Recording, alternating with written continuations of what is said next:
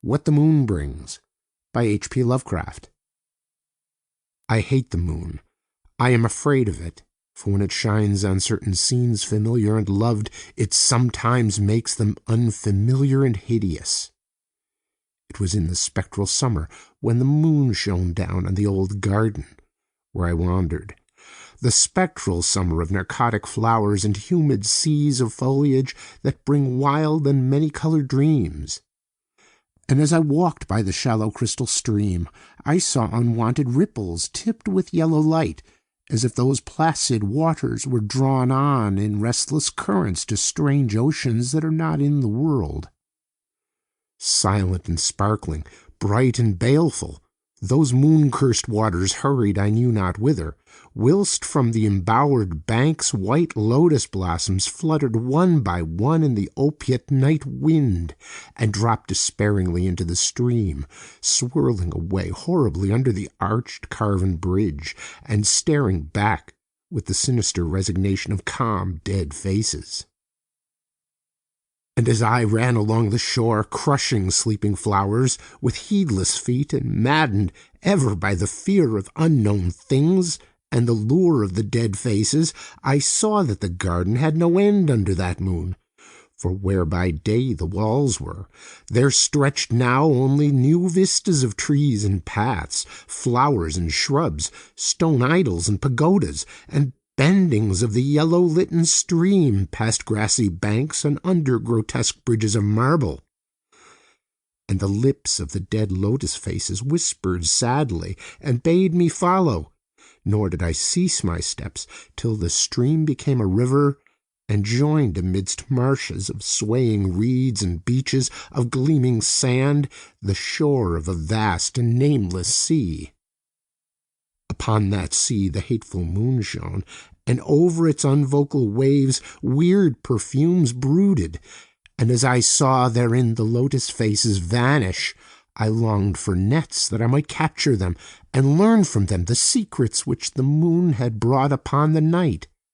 But when the moon went over to the west, and the still tide ebbed from the sullen shore, I saw in that light old spires that the waves almost uncovered, and white columns, gay with festoons of green seaweed. And knowing that to this sunken place all the dead had come, I trembled and did not wish again to speak with the lotus faces. Yet when I saw far out in the sea a black condor descend from the sky to seek rest on a vast reef, I would fain have questioned him, and asked him of those whom I had known when they were alive. This I would have asked him had he not been so far away. But he was very far, and could not be seen at all when he drew nigh that gigantic reef.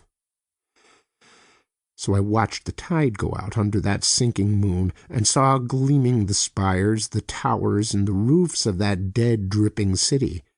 And as I watched, my nostrils tried to close against the perfume-conquering stench of the world's dead, for truly in this unplaced and forgotten spot had all the flesh of the churchyards gathered for puffy sea-worms to gnaw and glut upon.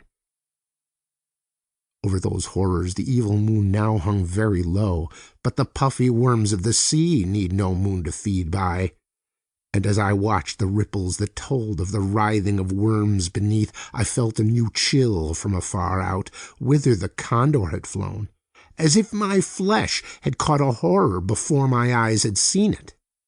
Nor had my flesh trembled without cause, for when I raised my eyes I saw that the waters had ebbed very low, showing much of the vast reef whose rim I had seen before. And when I saw that this reef was but the black basalt crown of a shocking icon, whose monstrous forehead now shone in the dim moonlight, and whose vile hooves must paw the hellish ooze miles below, I shrieked and shrieked, lest the hidden face rise above the waters, and lest the hidden eyes look at me after the slinking away of that leering and treacherous yellow moon. And to escape this relentless thing, I plunged gladly and unhesitatingly into the stinking shallows, where amidst weedy walls and sunken streets fat sea worms feast upon the world's dead. End of What the Moon Brings by H.P. Lovecraft.